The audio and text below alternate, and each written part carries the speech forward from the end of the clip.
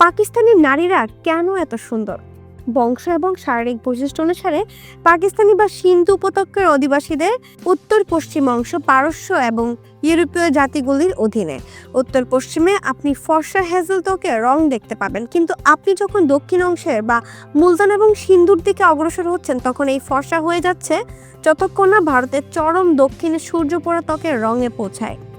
অর্থাৎ এখানকার নারীরা উজ্জ্বল সুন্দরী, যাদের শরীরের গড়ন একটু লম্বাটে এবং মুখশ্রী বেশ পরিপাটি এবং প্রশান্তিদায়ক। ঐতিহাসিকভাবে পাকিস্তানের এসব অঞ্চলে 6টি বা 7টি ডিস্ট্রিক্ট গ্রুপ ছিল শারীরিক ও মুখের বৈশিষ্ট্য অনুসারে এবং বংশগতভাবে।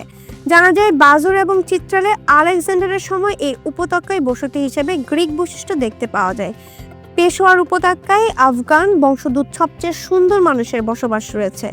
এমনকি আলেকজান্ডার এখান থেকে একটি মেয়েকে তার স্ত্রী হিসেবে নিয়েছিল, যা ইতিহাসে রক্সানা এবং ফার্সি ভাষায় রুকসানা নামে পরিচিত। পাঞ্জাবে সামগ্রিকভাবে উত্তর পশ্চিমে যা দেখা যায় তেমন ফর্সা ত্বক নেই, তবে মুখের দিক থেকে চোখ নাক অনুপাত অত্যন্ত সুন্দর।